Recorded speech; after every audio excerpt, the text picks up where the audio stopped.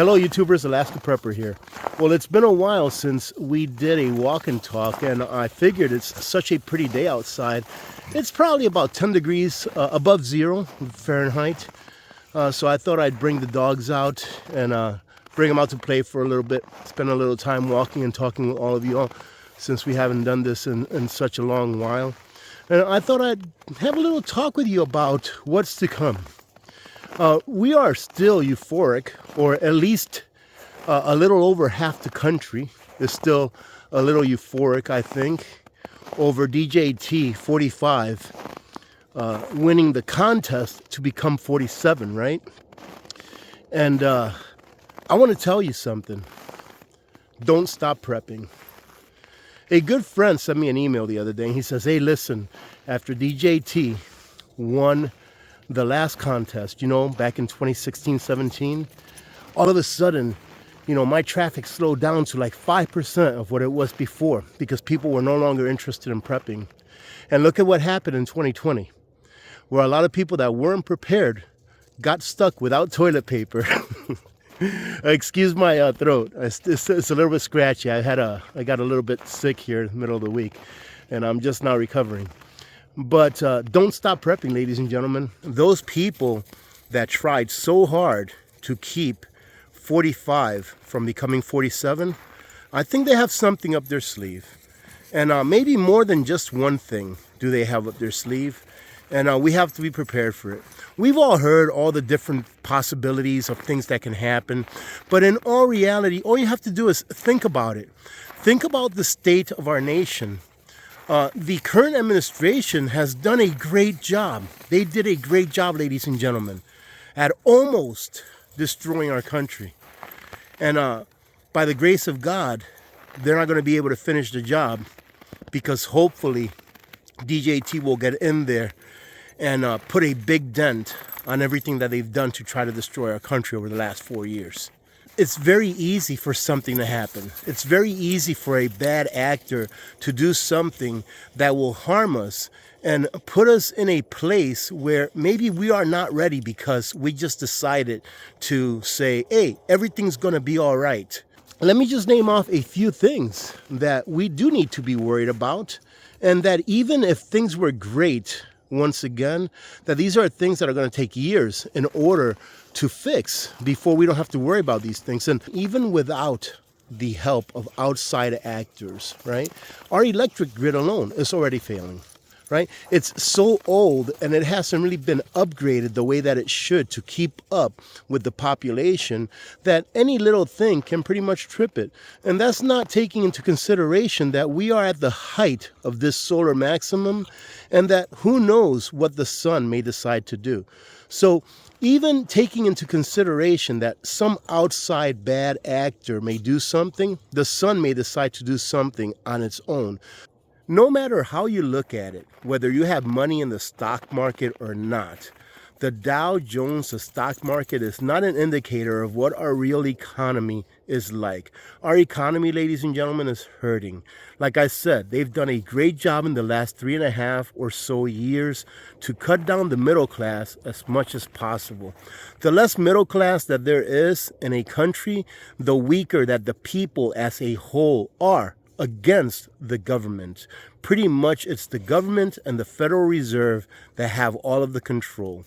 Why? Because when a government has a fiat currency, it is it that has the control over the people. But when the government is restrained by real money, it is the people that have control over the government. Take a look at our water infrastructure, how weakened it's become, not only for outside forces to manipulate it. I'm not sure if you've heard about in the last several years how hacks have taken place, where the hacker was trying to add extra chemicals to the water, etc., etc. In many of these instances, the hackers were stopped, and some of them were stopped shortly after they tried to do whatever it was that they were going to do to the water.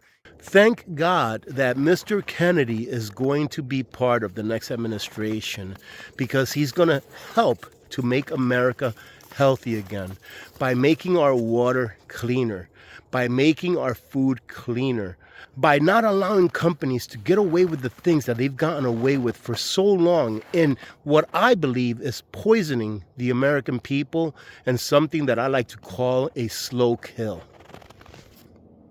Which leads me to the food supply. Our food supply is very vulnerable.